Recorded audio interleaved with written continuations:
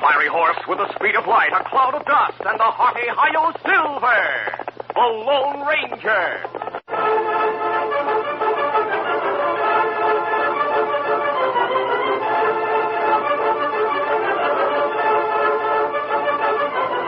With his faithful Indian companion Tonto, the daring and resourceful masked rider of the plains led the fight for law and order in the early western United States. Nowhere in the pages of history can one find a greater champion of justice. Return with us now to those thrilling days of yesteryear.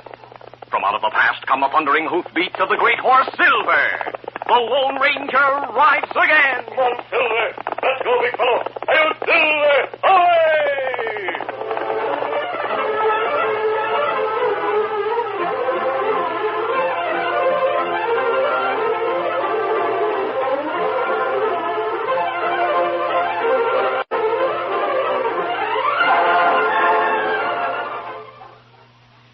Champions are made, not born. Yes, sir. Get on your way. Get on your way. Get on your way with Wheaties.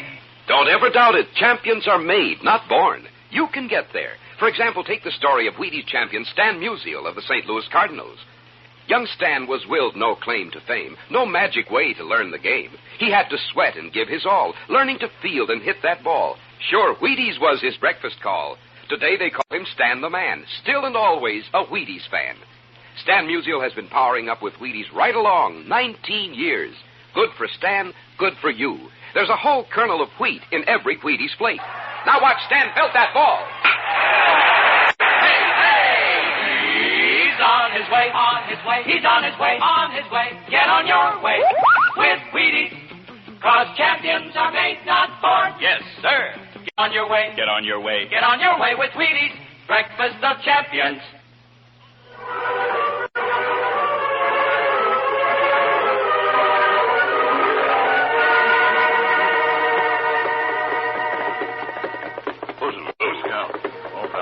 Pale moonlight illuminated the Lone Ranger and Tonto as they drew rein at the edge of a silent army camp. They presented a letter of introduction to a sentry and waited until Lieutenant Colonel George A. Custer summoned them to his tent. As he returned the letter, the brilliant young officer said, During the war, General Sheridan spoke of you many times, sir. We met in the West several years ago, Colonel. When did he give you that letter? It was our pleasure to see him again a few weeks ago. Did he tell you why I'm here? Yes, sir. Tom and I came to volunteer our services to you and the men of the 7th Regiment. Thanks very much. But we have the situation well in hand. We'll ride into the valley of the Little Big Horn at daybreak.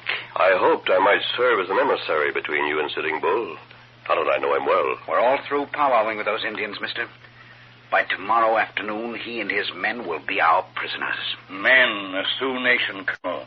Mighty warriors. Them not surrender without fight. It won't be my first Indian fight, Tonto. It may be your last, Colonel. Sitting Bull is retreating. He may stop to make a stand when he reaches favorable ground. Let him. My scouts report that he has less than 1,500 men with him. And how many men are in your command, sir? More than 200. General Crook is marching south into the upper Powder River country. And General Gibbon is coming from Fort Ellis, Montana. We'll be strongly reinforced and well armed. If the reinforcements reach you in time. We'll need no reinforcements to handle such a small band of warriors. Sitting Bull is a cunning and skillful fighter. He's no match for the United States cavalry. I salute your confidence, Colonel Custer. I return the salute with a saber honorably won in battle. I have heard of that sword. I took it from a Confederate officer I defeated in a duel during the war. It's one of the finest blades ever made. There's an inscription on it. Yes, the words are Latin. Translated, they say, "Draw me not without reason, sheathe me not without honor." You've made that saber famous. I've worn it in many battles. I shall wear it when I meet Sitting Bull. I wish you luck, sir, in the encounter. Thanks. And thanks for offering to assist us. You're more than welcome. Montano. Be ready, Kimasabi. Adios. Adios. After the Lone Ranger and Tonto left the camp, they drew rein a short distance away and looked back at the moonlit tents. Oh, fella. Kimasabi. Yes. Me think yellow-haired Colonel heap big mistake. I wonder how reliable his scouts are. Tonto, I'd like to know Sitting Bull's plans. He not know anyway.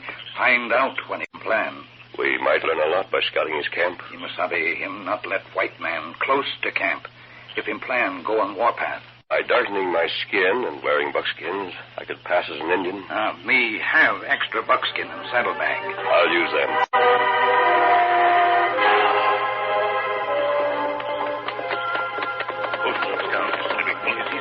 Several hours later, the disguised Lone Ranger and Tonto located the Indian camp in the hills. They let Scout and Silver concealed among trees and underbrush. Then they moved cautiously toward the camp of the great chief Sitting Bull. Unknown to the Lone Ranger and Tonto, 6 of Sitting Bull's sentries saw them scouting the Indian camp. As the 2 figures in buckskins crouched in the darkness, studying the painted warriors around the council fires, the sentries crept toward them soundlessly. When the Lone Ranger and Tonto started back to their concealed horses, the sentries leaped at them without warning. 2 of the sentries grabbed the disguised Lone Ranger and his Indian friend, while the others knocked them unconscious.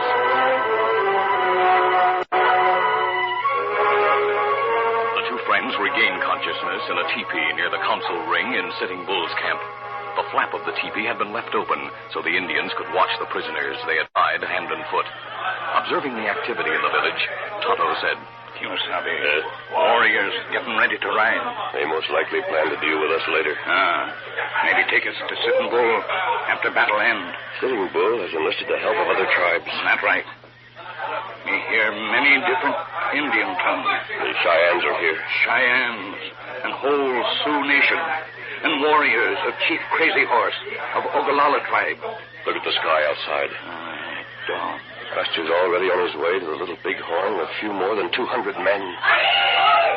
Sitting Bull, other chiefs ride to meet him with more than 5,000 men. The soldiers won't have a chance. Warriors leave now for Little Bighorn. We could free ourselves to warn Custer. They try to free hands, but them tied pretty tight. Keep trying, Tonto.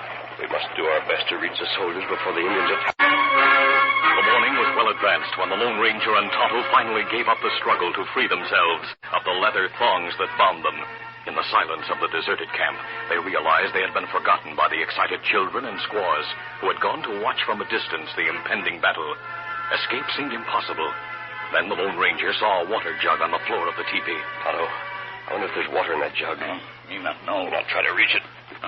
What good that do? If I pour water over the thongs around your wrists, the leather may stretch. Me savvy.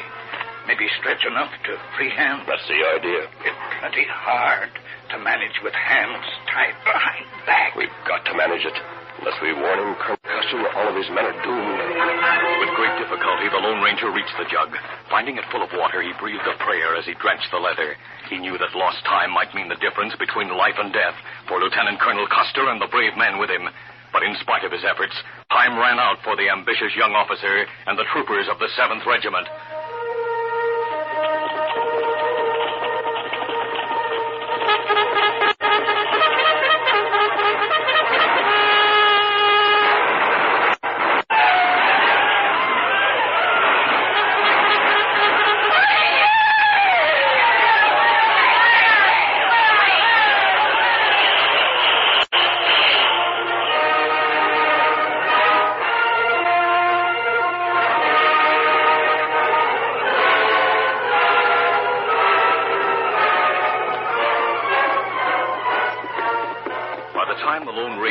Tonto reached the scene, the battle was ended.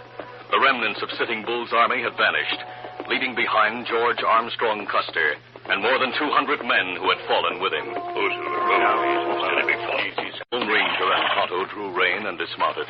They examined each trooper in turn to see if any of them had survived the terrible struggle. But for the men of the 7th Regiment, the valley of the Little Bighorn was a valley of death.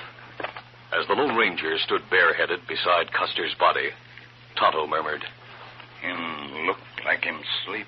The Indians took his weapons and uniform. Me plenty glad them scalp him. Sitting Bull had too much respect for him to permit that. Who bury soldiers, Kimasabi? General Crook and General Gibbon may arrive at any moment. They'll bury their comrades. If them find you here, dressed as Indian, with me... In hostile country, they might shoot first and ask questions later. Not right. Well, there's nothing for us to do here. Easy, steady, big fella. Easy, Scout, easy, fella. Come on, Tonto. We'll try to pick up Sitting Bull's trail. The army will go after him. Come on, Silver. Get him up, Scout.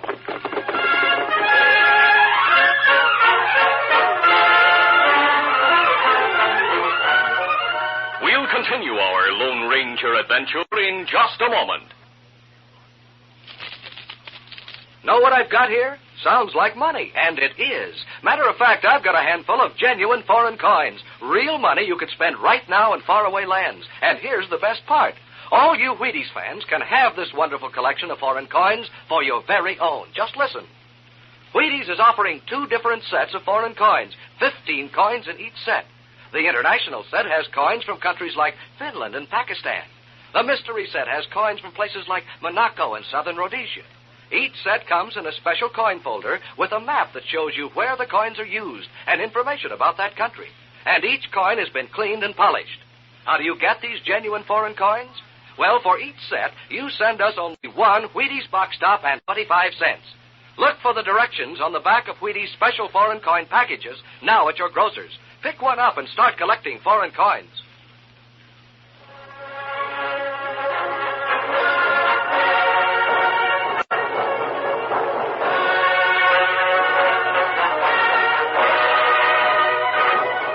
Now to continue.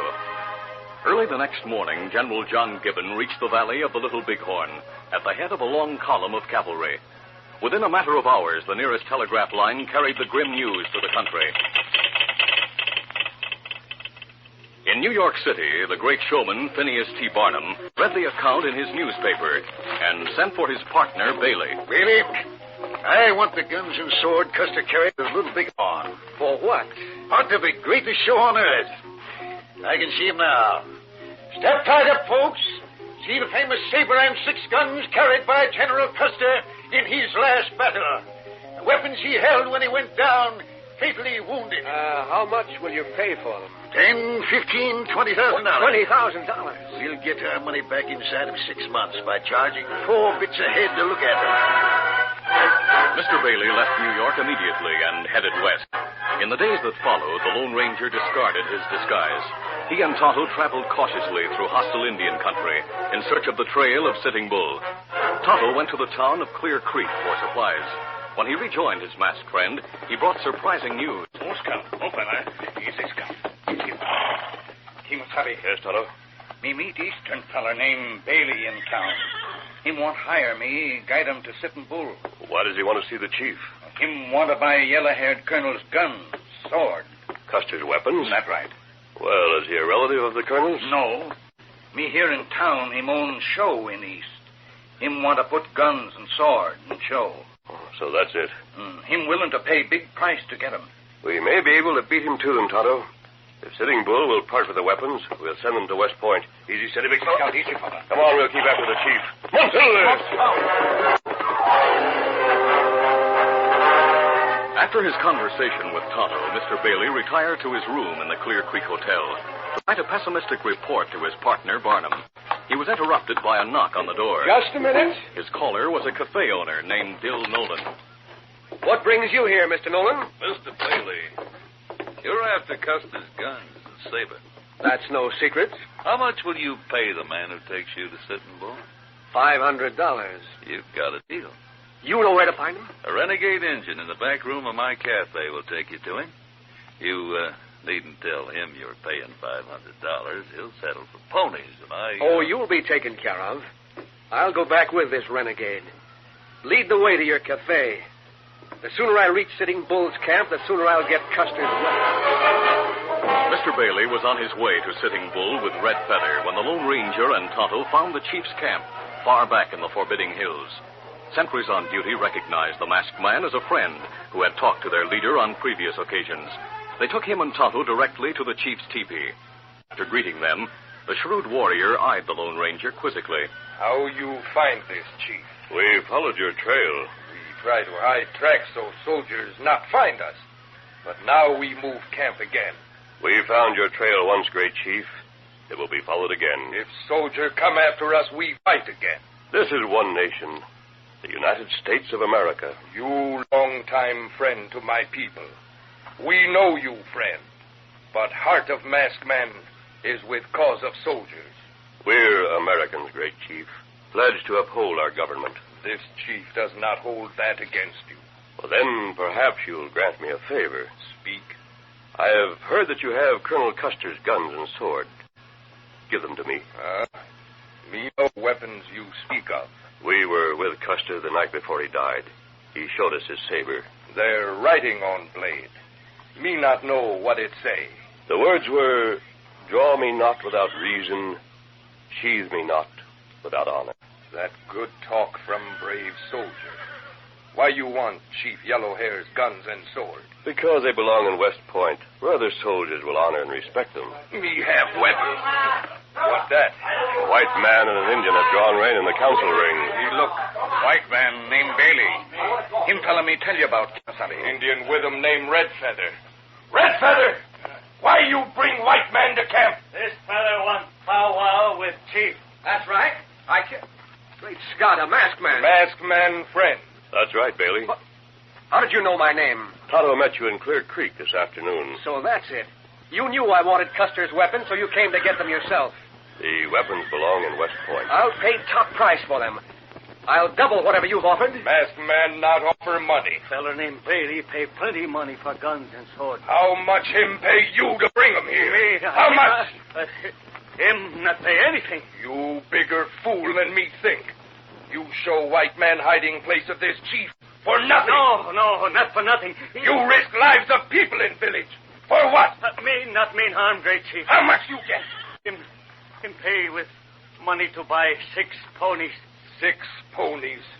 Because of ponies, you tell hiding place. May not mean to anger You Chief. plenty big fool, Red Feather. You traitor. Lay bare Black Crow. Illegal. What?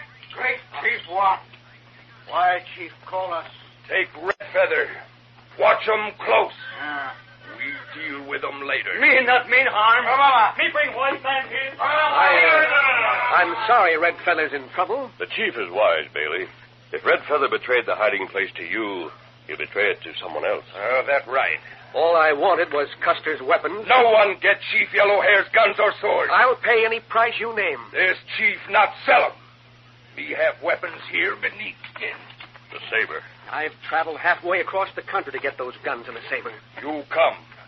Me show what we do with Yellowhair's weapons. The angry chief led the way to the rim of a canyon a short distance from the camp. The Lone Ranger, Tonto, and Bailey looked into a deep gorge through which a swift river ran.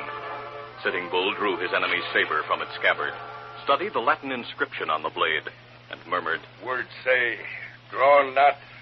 Draw me not without reason, sheathe me not without honor. No one ever draw sword again. Don't! You'll break the blade. Me break 'em cross knee. Oh. Now me throw sword and scabbard into river. There goes a fortune. Chief Yellowhair fire guns in brave fight. Guns never fire again. Me bury them with sword in river. Perhaps it's better this way. Me think spirit of yellow-haired colonel be heap happy. No one else use gun or sword. Now the tradition of that blade will never be disgraced. Barnum will never believe this. Now you go in peace. Take white fella named Bailey away from village. Tonto will see that he reaches town safely. Where you go? To Fort Mason. That 2 days' ride from here. Yes. By time you reach fort, we be long way from this place. Adios, masked friend. Adios, great chief. I'll meet you at Fort Mason, Tonto. Me savvy, Kimbabe. Montpelier! You come with me. All right.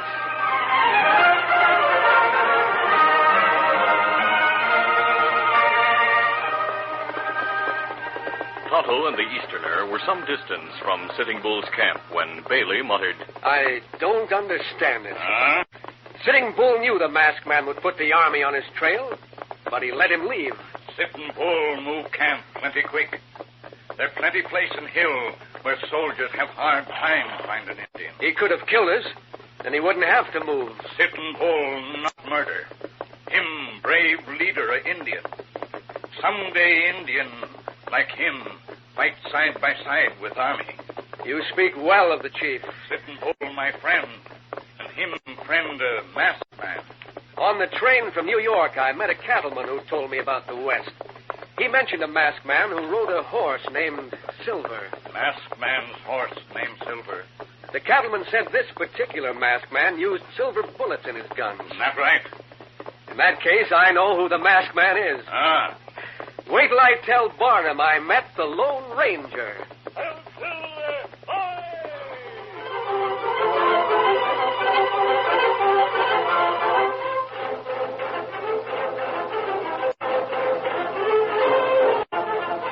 We'll return in just a moment for a word about our next exciting Lone Ranger adventure.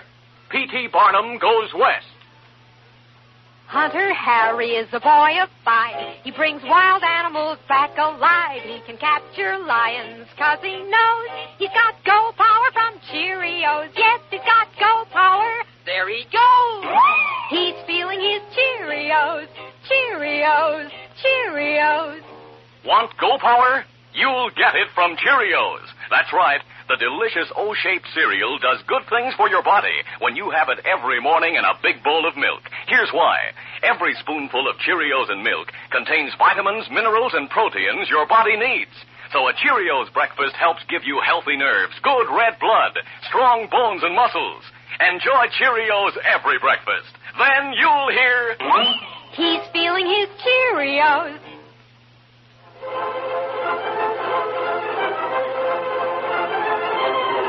A killer named Joe Pinto broke out of prison and joined his friends in a hillside shack. Boys, I broke out of prison for 2 reasons. Yeah, go on, Joe. Let's hear. First, I wanted to escape the hangman. And secondly, I want to get the man who captured me. If you mean the masked I man. mean the Lone Ranger. Unexpected peril lies ahead of the masked man and his Indian friend in our next thrill-packed adventure. Be sure to listen.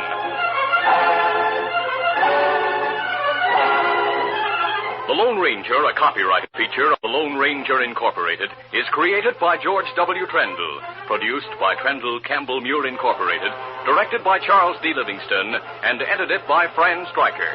The part of the Lone Ranger is played by Brace Beamer. Your announcer, Fred Foy.